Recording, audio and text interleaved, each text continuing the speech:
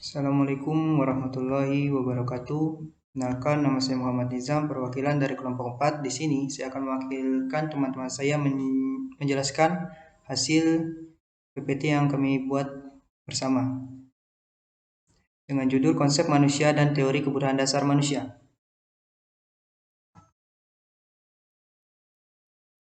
Konsep manusia dan konsep kebutuhan dasar manusia. Konsep manusia, yang pertama, manusia sebagai makhluk holistik, merupakan makhluk yang utuh paduan dari unsur biologis, psikologis, sosial, dan spiritual. Sedangkan yang kedua, manusia sebagai sistem.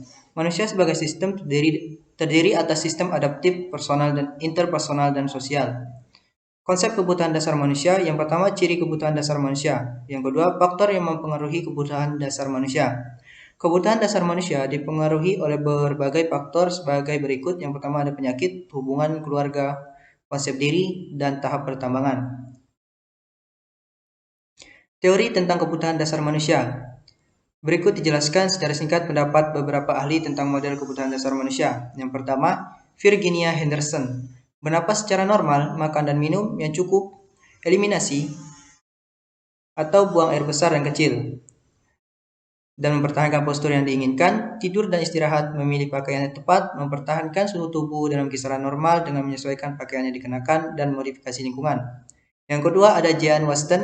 Jane Austen dalam B. Talento 1995 membagi kebutuhan dasar manusia ke dalam dua peringkat utama, yaitu kebutuhan tingkat yang lebih rendah atau lower order needs dan kebutuhan yang tingkatnya lebih tinggi, high order needs.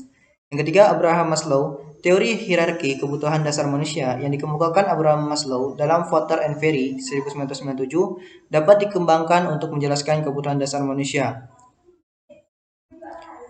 Kebutuhan dasar manusia Abraham Maslow.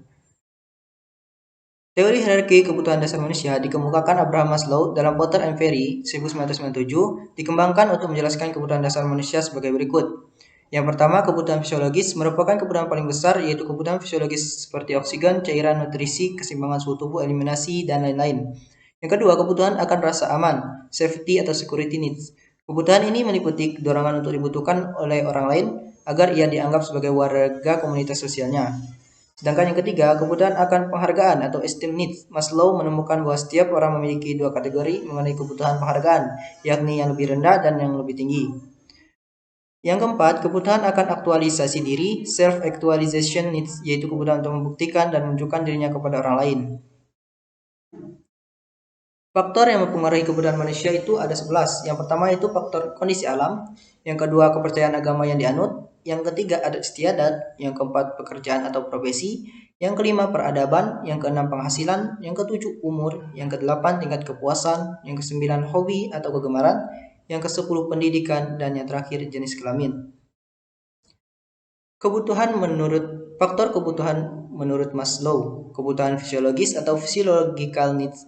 Yang kedua, kebutuhan akan rasa aman atau safety atau security needs. Yang ketiga, kebutuhan akan rasa memiliki dan kasih sayang social needs. Yang keempat, kebutuhan akan penghargaan esteem needs. Dan yang terakhir, kebutuhan akan aktualisasi diri atau self-actualization needs. Itulah presentasi singkat dari kelompok kami. Jika ada salah kata, saya mewakili teman-teman di kelompok saya. Mohon maaf. Wassalamualaikum warahmatullahi wabarakatuh.